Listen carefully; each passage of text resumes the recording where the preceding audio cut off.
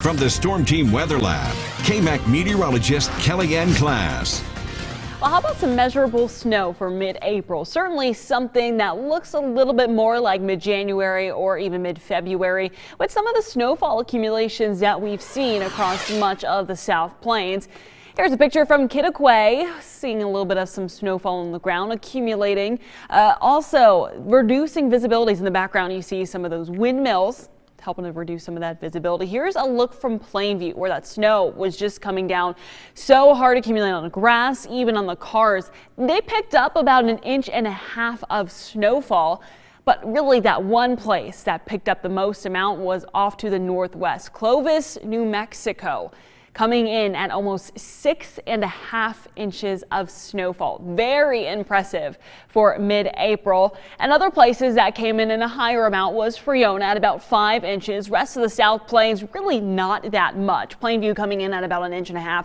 Same thing with Estling and Olin, and Lubbock International Airport only picked up about a trace. And this morning, if you were out early, you may have noticed those flakes flying, at least here in Lubbock County, were super fine. So it really did not accumulate to much, but we had those steadier snowfall rates up to our north and some of those heavier snowfalls as well. And that's why they saw a little bit more of that accumulation. Now, satellite and radar showing that snow slowly dissipating. Now we're left with overcast conditions throughout much of the day today. Starting to get some breaks in the clouds, though. You can barely see that here on our Denver City Live sky view, but most of that snow will be melting throughout the day today as temperatures hover above freezing, but it still feels pretty cold outside. Temperatures right now feeling like the 20s across the region. Feels like 29 here in Lubbock, 21 degrees in Friona and Clovis, and 27 degrees in Roll. So it is cold this early afternoon. It's going to be another cold day today. Temperatures will be at least 30 degrees below our average of 75. High temperature today is going to be 45 degrees. Good news is, though, we quickly rebound 20 degrees tomorrow into the mid-60s, but that's still technically below average. We'll get back up into the mid-70s by Thursday, but it doesn't last for long. Strong front will move on through. It'll drop us back off into the 60s by Friday and Saturday.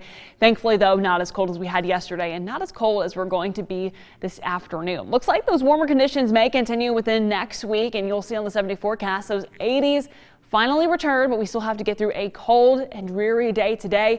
High temperatures into the mid-40s. Also, if we reach 45 degrees, that will tie the coldest high temperature for today set back in 1947. If we get 44 degrees, we'll make a new record. So certainly something that we're going to keep watch. But either way, a cold day today. Mostly cloudy conditions throughout the rest of the afternoon. Temperatures again tonight will drop into the 20s. So that means another freezing night is ahead. But then by tomorrow afternoon, quickly rebound back up into the mid-60s under windy conditions. Sustained winds of 15 to 20 miles per hour. Again, we'll keep that through about Thursday ahead of that front. That'll move on through by the evening. Friday dropping back into the 60s for Friday and Saturday, and then Sunday and Monday, finally things turn a little bit warmer, back into the 80s by Monday. Also watching a few rain chances for Friday and Sunday.